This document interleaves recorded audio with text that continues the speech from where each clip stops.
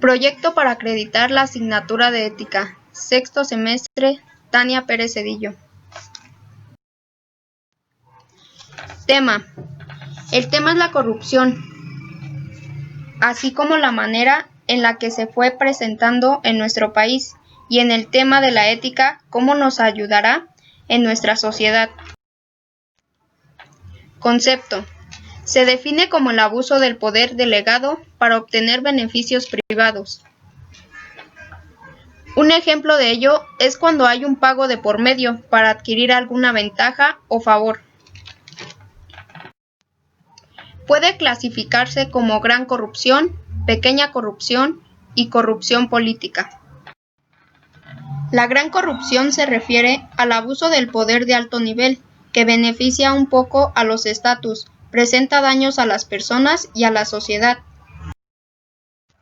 Pequeña corrupción. Es el abuso cotidiano de los servidores públicos en sus alternativos con un ciudadano.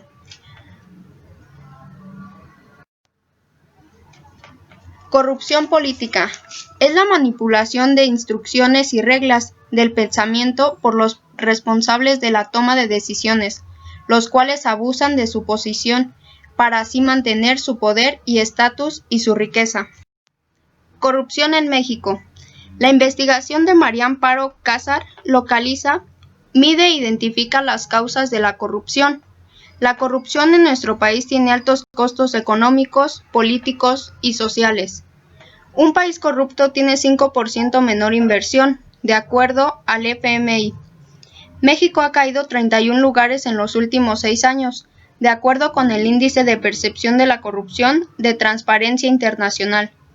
En los últimos 18 años, el número de notas sobre corrupción en la empresa pasó de 502 a 29.505. Esto presenta un crecimiento de más de 5.000%. En todas las cantidades, más de 65% de la población percibe corrupción en el sector público. La institución que se percibe como más corrupta son los partidos políticos. El 44% de las empresas en México reconocido haber pagado un soborno.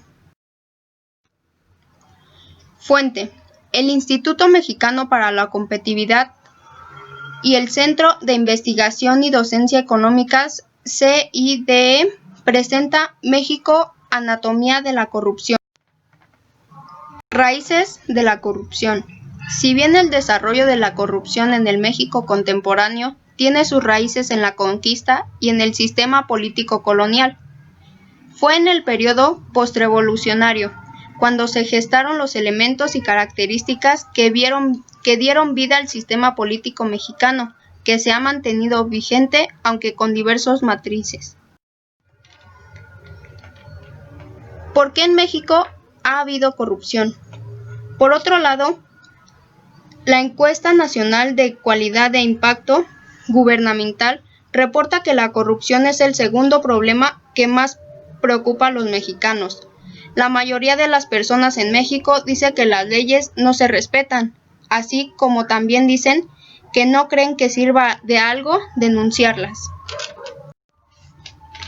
¿De qué manera la ética nos puede ayudar como sociedad y evitar la corrupción?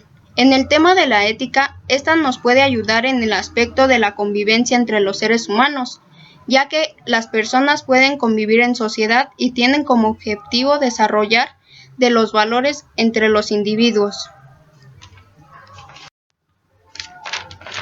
Conclusión.